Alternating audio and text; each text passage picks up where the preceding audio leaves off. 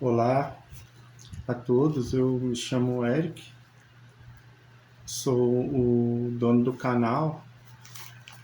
Queria estar aqui passando um estudo sobre o dízimo, né? Ainda tem no meio evangélico, tem muitas pessoas ainda que têm dúvida, né? Se essa prática ainda vale nos dias de hoje, né? Ou não, né? Aí eu quero deixar aqui um breve estudo, né? Sobre o dízimo.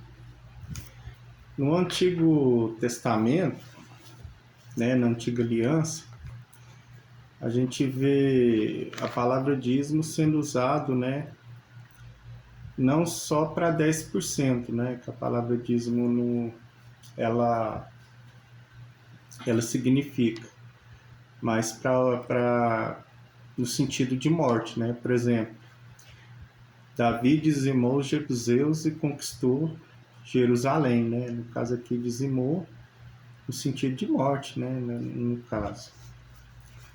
Aí a gente vamos pegar parte por parte, né, de onde que as escrituras ela fala sobre o dízimo.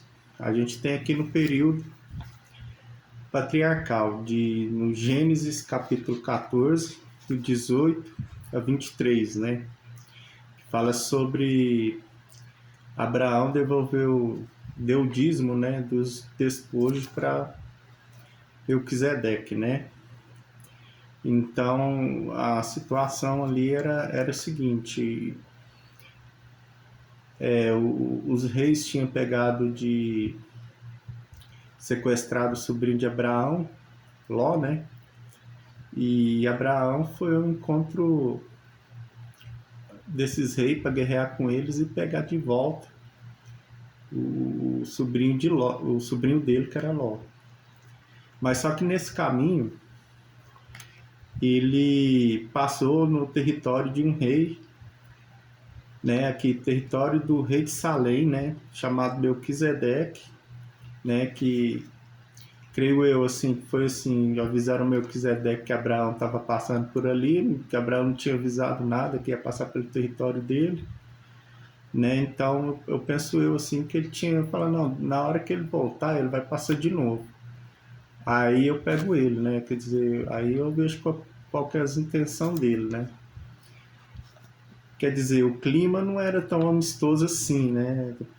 Na verdade, podia estourar uma guerra desnecessária ali, né? Mas só que Melquisedeque e Abraão optaram por ser diplomático, né? Aí o Abraão entrega o dízimo, né? Aqui para ser claro, o dízimo dos despojos, né? Que é despojo de guerra, né? É vida, né? Animal, né? É isso que é os despojos, né? Não é uma coisa muito bonita, né? No caso.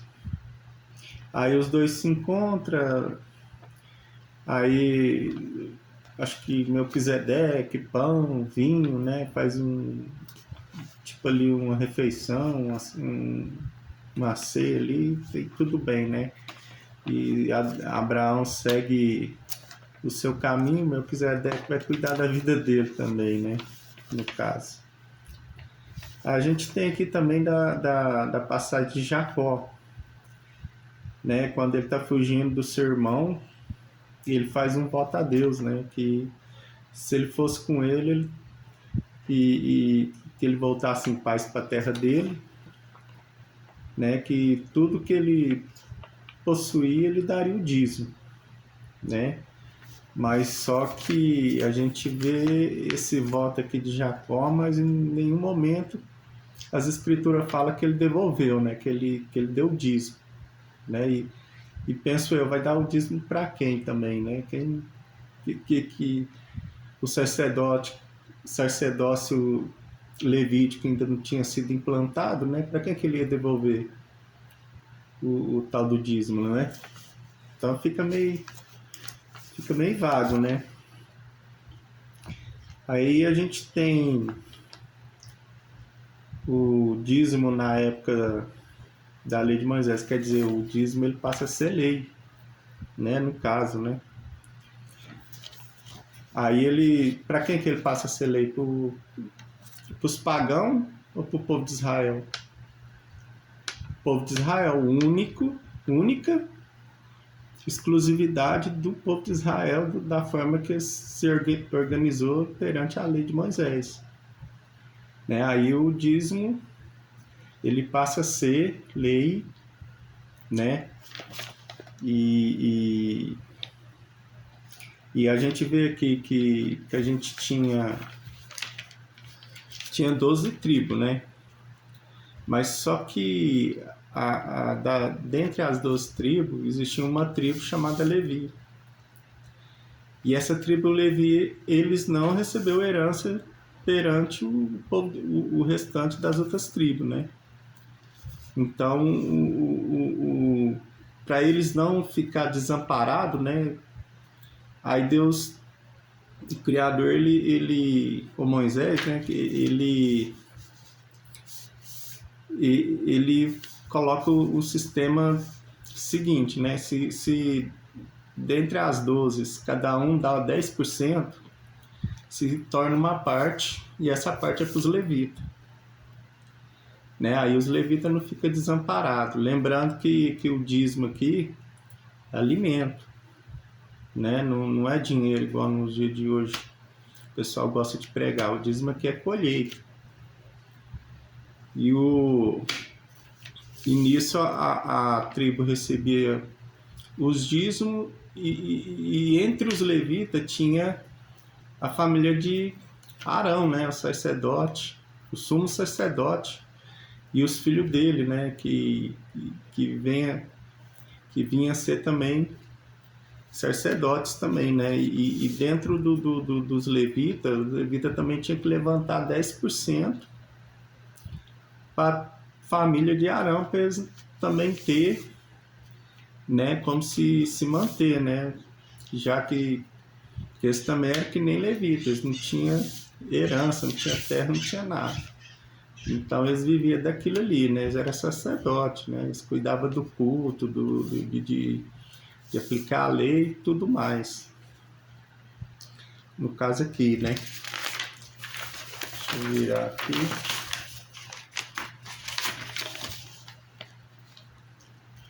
Aí que a gente vai falar aqui em Deuteronômio 26, do capítulo 26, de 12 a 15, né? Segundo a lei de Moisés, a classe de pessoa que tinha o direito de receber o dízimo das outras tribos era a tribo de Levi, né? No caso, junto com a família de Arão. Aí vem aqui, né? Também o estrangeiro, o órfão, a viúva, né? Olha só que são pessoas necessitadas aqui que vão e pegam o dízimo, né? Dessas pessoas que não ficam desamparadas, elas também tinham direito de pegar do dízimo, comer do dízimo, né? Não, quer dizer, não eles pegar o pouco que eles tinham e dar pro homem, né? Que eles não tinham nada. Então, eles iam lá e pegavam do dízimo para comer, né? Aí o estrangeiro, o órfão, a viúva e o necessitado também, né? Toda pessoa que não tinha, que estava desamparada ali naquele cenário ali, né? Aí a gente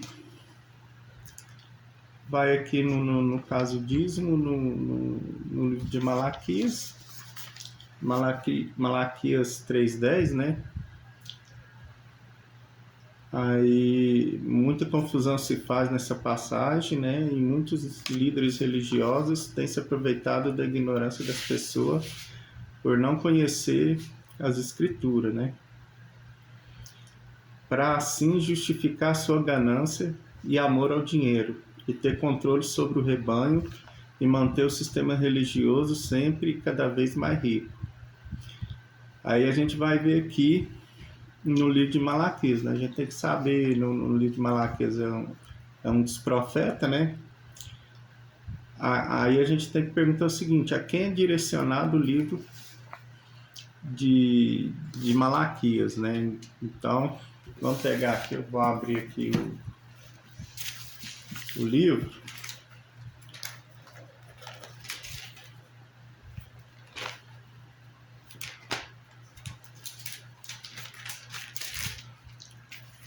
Malaquias, no capítulo 2, no versículo 1, está aqui dizendo para quem que é Deus, o Criador está falando, né? Agora, ó sacerdotes, para vós outros é esse mandamento. Aqui, ele não está falando para todo o povo. Ele está falando aqui, o recado aqui é para os sacerdotes, né? Porque o sacerdote era o seguinte: quando fala toda a nação, quem dirige a nação, no caso aqui, eram os sacerdotes. Por isso que Deus ele direciona a mensagem para os sacerdotes. Vamos ver aqui mais adiante.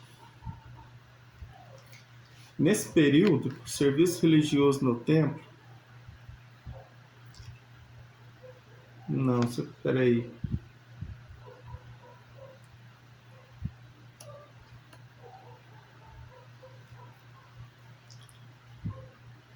Não, vamos passar aqui.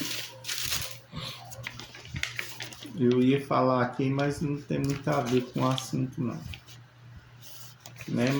Vamos aqui, Malaquias 3:8 ao versículo 12, né? No caso aqui. Como já vimos, o grupo de pessoas que tinha direito de receber os dízimos eram os levitas, o estrangeiro, o órfão e as viúvas, sendo assim os mais necessitados. Se o povo não devolvia o dízimo,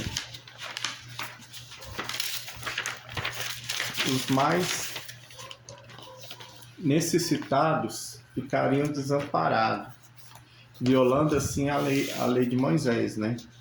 Por isso que o Criador em Malaquias 3:8 fala desse modo aos sacerdotes. Eu vou colocar aqui, eu vou abrir de novo aqui.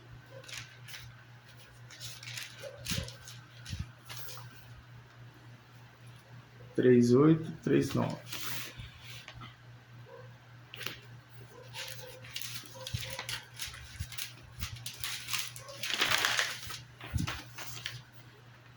Roubará o homem a Deus? Todavia vós me roubais. Quem que rouba? É o povo? O pobre, o necessitado, é a viúva? São os pobres? Pensa bem. Quem dava dízimo era quem tinha terra. E quem tinha terra era pobre. Pobre não tinha terra. Pobre não tinha casa. E olha lá, era uma tapera, né, como se diz. Então quem tem terra, igual nos dias de hoje, não é fazendeiro? Quem tem... E era justamente essas pessoas com posse que dizimavam a favor dos que não tinham nada. É por isso que fala que todavia vós, a nação toda, que são os fazendeiros da época, os que tinham colheita, que tinha gado, que tinha isso, tinha uma condição privilegiada. Aí, todavia vós me roubais e dizei, em que te roubamos? Aí o Criador vem aqui e fala, nos dízimos e nas ofertas. E acontecia o seguinte, que eles não dizimavam. E se eles não dizimavam, não tinha para o pobre, para a viúva, para o estrangeiro, para o necessitado. Então, quem rouba aos pobres, rouba a Deus. O ditado, até no dia de hoje, não é assim? desse jeito, né?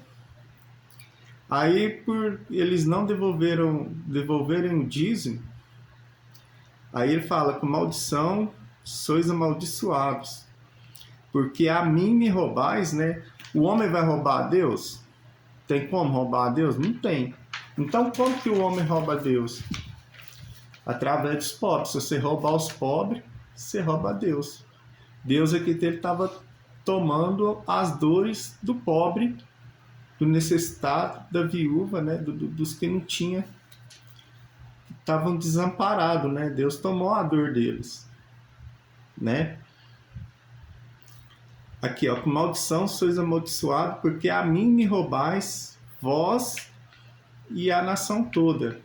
A nação toda era o seguinte: era quem tinha condição e o sacerdote, entendeu? Porque o sacerdote representava a nação toda, né? Não tem como o pobre roubar a Deus, porque o pobre de direito ele tinha que pegar do dízimo.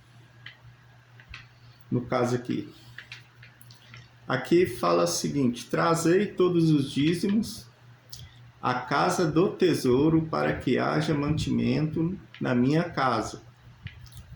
Mantimento, não é dinheiro, não é um dinheiro que você pega um envelope e coloca lá os 10% do seu salário e entrega para o líder religioso. No caso aqui está dizendo que mantimento na minha casa, no caso ali no templo, né? E ele fala: e provai-me nisso, diz o Senhor dos Exércitos, se eu não vos abrir a janela do céu e não derramar sobre vós bênçãos sem medida. O que significa abrir a janela do céu e não derramar sobre vós bênçãos sem medida? Janela do céu, aqui as escrituras estão falando de chuva. Porque se Deus não manda chuva, não tem colheita, vem fome, a nação inteira ela meio que quebra, né? Meio não, ela quebra, né? A gente tem na época do profeta Elias, que segundo a palavra dele, ele cerrou o céu e não choveu. O que aconteceu? Foi uma grande seca, né? Se era seca, você não tinha como você plantar para colher. Para você plantar e para colher tem que ter chuva, né? E isso também está escrito na lei de Moisés. Eu não tenho aqui não, mas depois vocês procuram aí, que se o povo começasse a desviar dos caminhos de Deus, Deus cerrava, segundo a lei, eu estou falando segundo a lei, Deus cerrava o céu e não chovia. Aqui ele está falando a mesma coisa, né? E não derramar sobre vós bênção sem medida, né? Bênção aqui não é dinheiro. Bênção sem medida é chuva, muita chuva. Chuva. Entendeu? Aí ele vem aqui, ó: por vossa causa repreenderei o devorador, para que não vos consuma o fruto da terra e a vide no campo. Não será estéril, diz o Senhor dos Exércitos. Ele está falando aqui, fruto da terra é colheita, né? A vossa vide também é colheita, vinho, né? A videira. E vossa vide no campo não será estéril, diz o Senhor.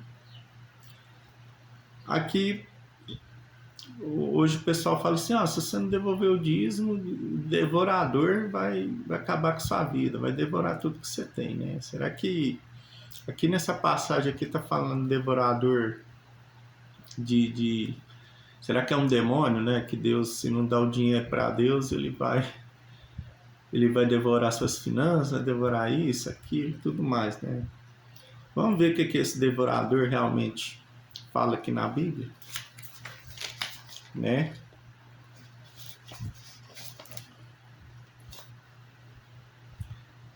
Vamos aqui no livro do profeta Joel,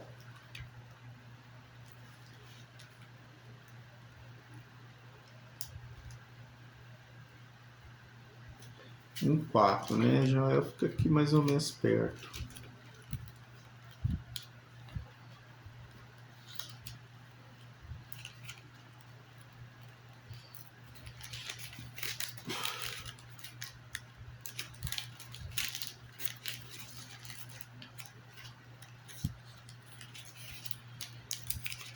Deixa eu ver aqui, só um para 4.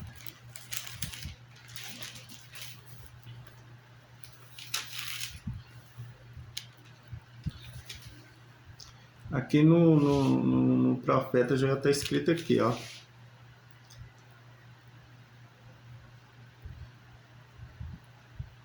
O que deixou o gafanhoto cortador, comeu o gafanhoto migrador.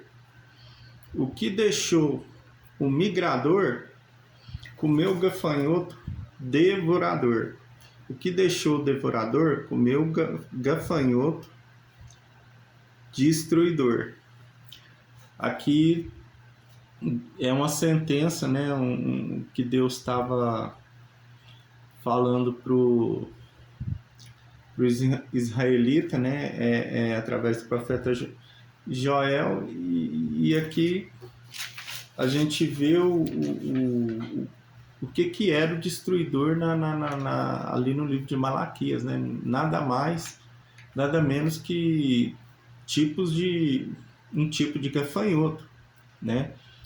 Porque ali a gente vê que ali é colheita, né? Videira, fruto do campo, tal. Então, quando Deus mandava chuva, além da chuva que ele não mandava, seca, né? Havia um prejuízo muito grande, ele também enviava gafanhoto, né? E aqui no livro de Joel, ele fala aqui, ó, né? O gafanhoto cortador, o gafanhoto migrador, o gafanhoto devorador e o gafanhoto destruidor, que Deus está falando aqui também no livro de Malaquias, também falando sobre gafanhoto, né? No caso aqui. Deixa eu voltar aqui no livro de...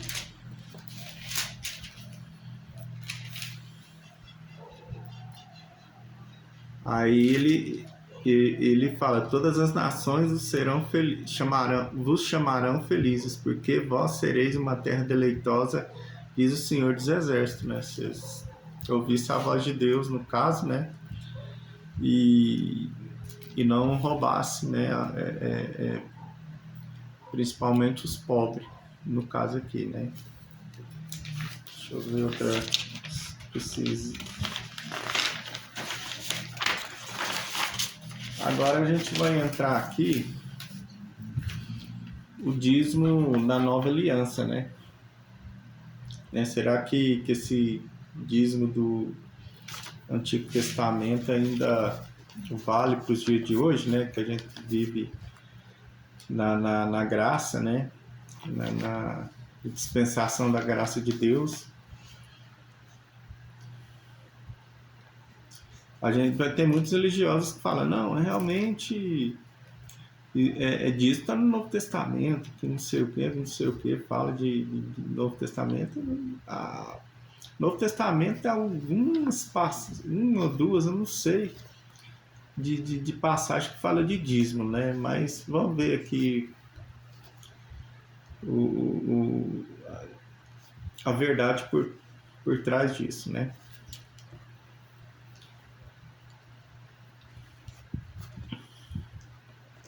O sistema religioso usa algumas passagens do Novo Testamento para legalizar suas doutrinas sobre o dízimo, dizendo que o dízimo está no Novo Testamento, né? E então é para os seus seguidores devolverem,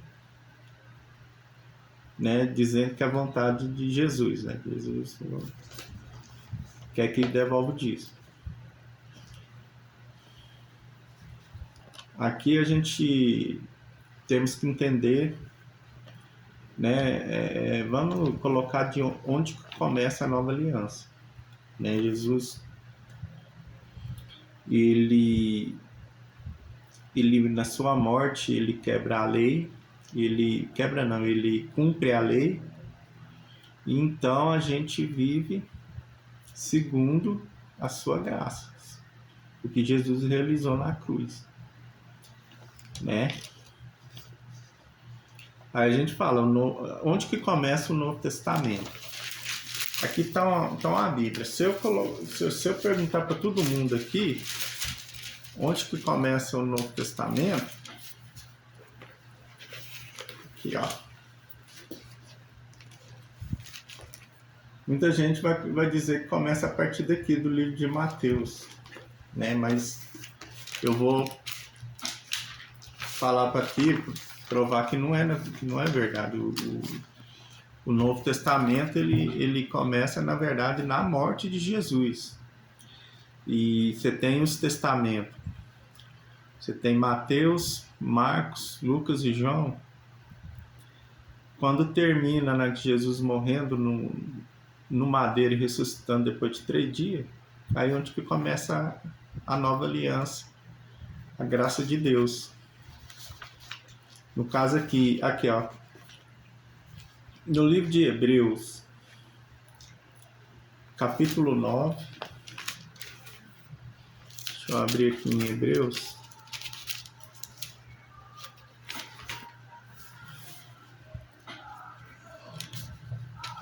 capítulo 9, 16 e 17.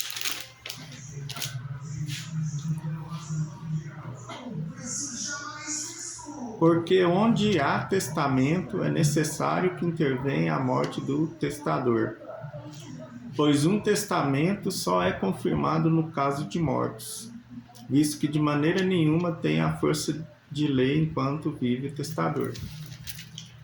Então, o testamento, ele não tem valor enquanto a pessoa for viva. Ele só vai ter valor depois que a pessoa morrer. Foi no caso de Jesus Cristo. Enquanto Jesus Cristo estava vivo, que ele estava operando milagre, ele estava ensinando, ele estava fazendo a vontade de Deus, ainda não era Novo Testamento. Ainda era a velha aliança. Apesar de todos os sinais que ele realizava, de todos os feitos. Novo Testamento é depois que ele morre. No madeiro ele exclamou, Pai, ele fala, está consumado, né? Depois ele entrega seu espírito e morre.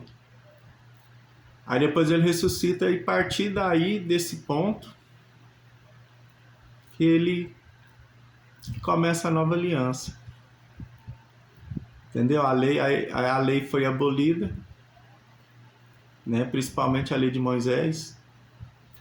Que a lei faz separação entre o homem e Deus, né? E Jesus, ele vem para ligar de novo o homem a Deus através dele e não mais através da lei, né?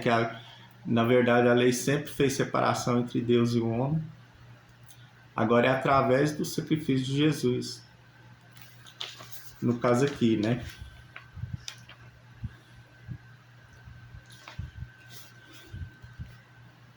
Aí tem uma passagem aqui que fala em Mateus 23, 23, que quando Jesus está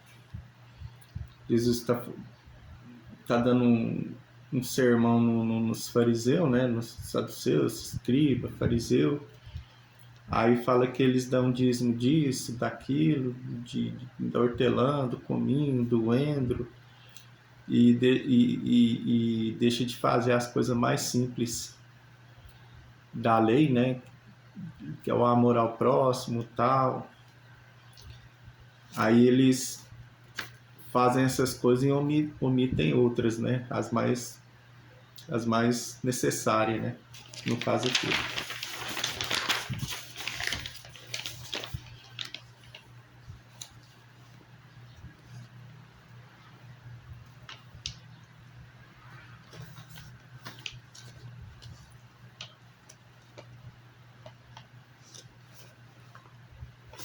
Aí, se no período bíblico, se o dízimo não era dinheiro, então, de onde vem essa ideia de dízimo ser dinheiro? Ser 10% do salário? Aí a gente vai entrar na história, né? Um pouco. O homem que transformou o dízimo em dinheiro era um rei católico francês chamado Carlos Magno, né? Que está no ano de 785, acho que, não sei se é o reinado dele ou quando ele nasceu. Ah, não, que era quando 785, quando ele fez o decreto. Por decreto, 785 depois de Cristo, o rei Carlos Magno torna o dízimo em dinheiro, sendo que o dízimo era de forma voluntária e já não cobria as despesas, principalmente da guerra. Cria-se, porém, o dízimo obrigatório, praticamente adotado até hoje pelas igrejas evangélicas. O que acontecia aqui? Esse personagem, o rei Carlos Magno, ele é considerado o pai da Europa.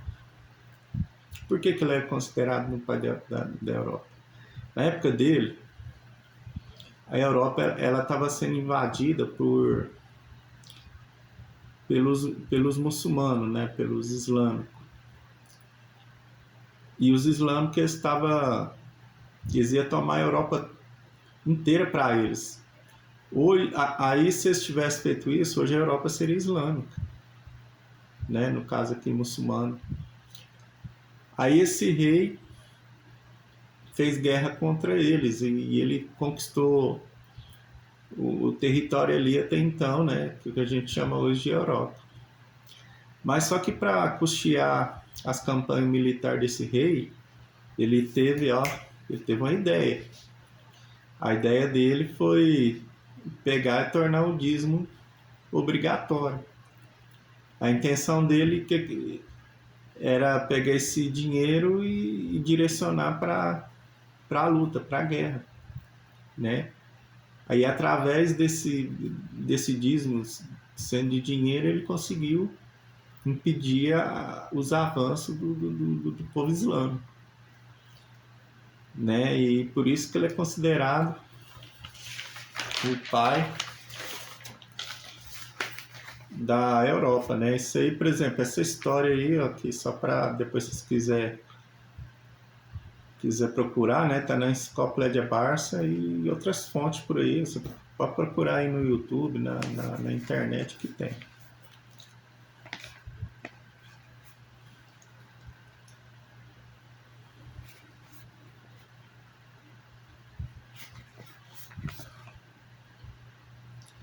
Agora, outra passagem que eles pegam muito para fazer, falar assim que você tem que devolver o dízimo, né? Vai lá em 2 Coríntios, capítulo 9. Vamos lá no livro de Coríntios, 2 Coríntios, capítulo 9.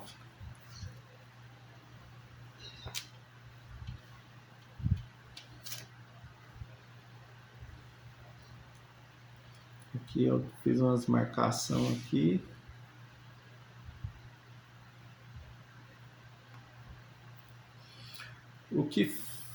Deixa eu só ler.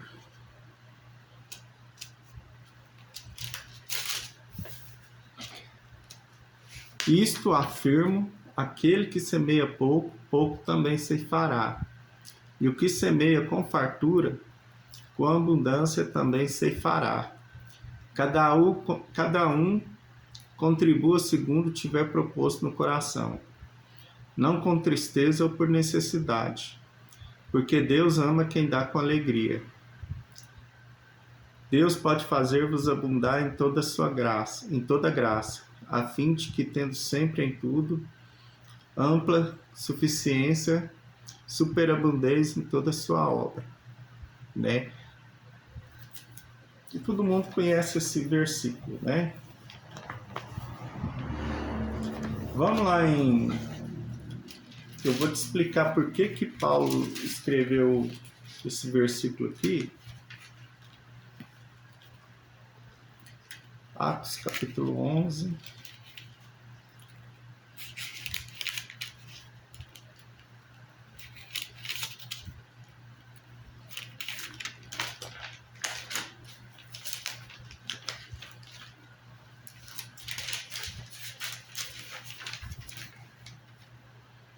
Vinte e 28. Aqui fala: naqueles dias, desceram alguns profetas de Jerusalém para Antioquia.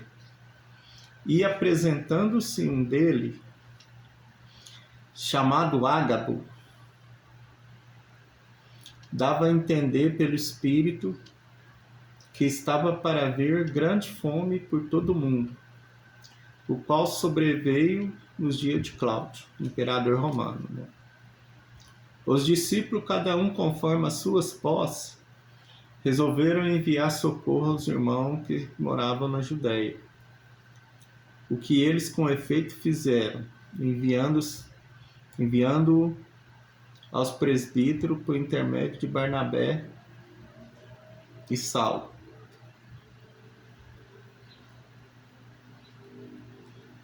Aqui está falando isso aqui, lá no capítulo 9 de 2 Coríntios, ele não está falando de dízimo. Ele está falando de donativo.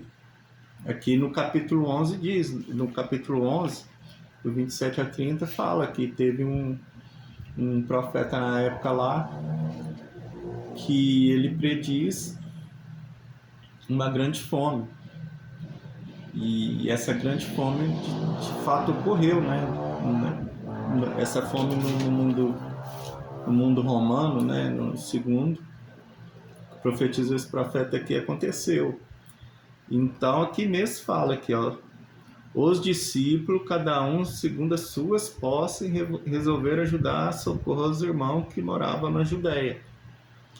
Então aqui no Coríntios capítulo 9, está falando dessa seca e de donativo. Depois os irmãos quiserem ler o capítulo 9 inteiro, você vai ver que é falando desse acontecimento aqui de donativo, não é de ajuda, né, no caso aqui. Vou colocar aqui no 2 Coríntios 9.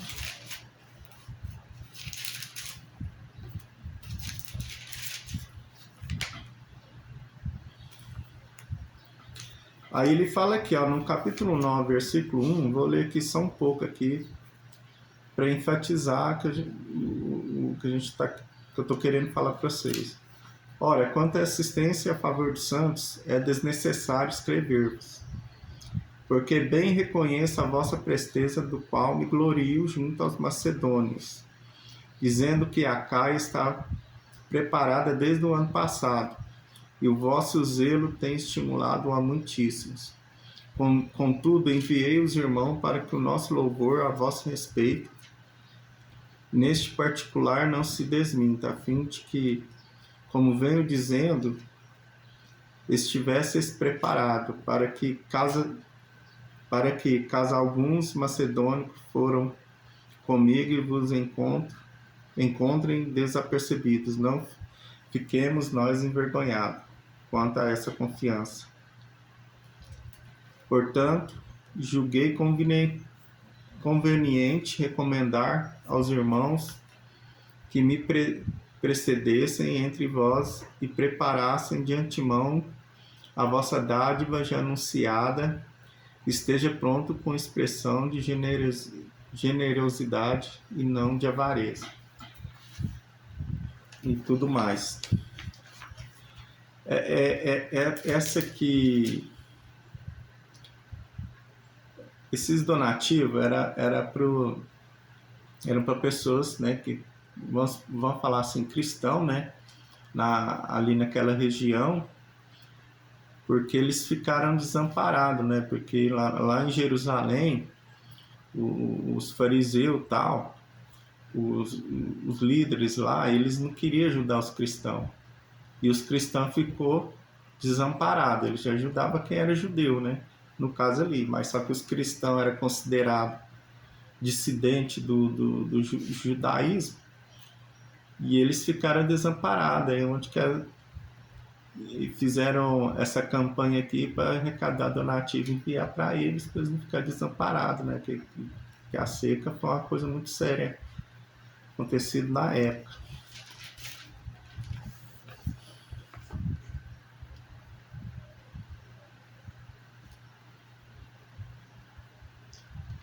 Né? E era uma comunidade, gente, que eles enviavam as coletas, não era para a igreja. Na época não existia igreja, igreja de pedra, igreja assim como que a gente conhece hoje.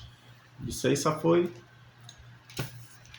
acontecer lá por volta do quarto século, quando Constantino ele sobe ao poder e ele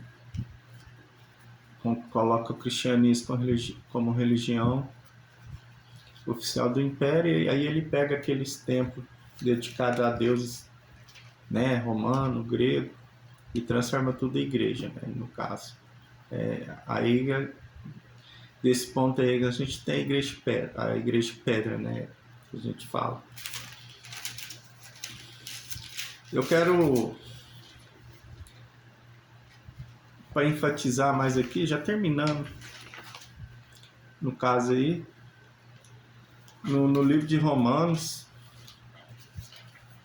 aqui fala, depois os irmãos anotam aí se quiser, eu vou deixar aqui na descrição, Romanos 15, 25, 26, 2 Coríntios 8, versículo 12, 2 Coríntios 8, versículo 3 e 4, 2 Coríntios 9, 1 a 2, Romanos 15, de 25 a 26, 1 Coríntios 16, de 1 a 4, e Gálatas 2, 10.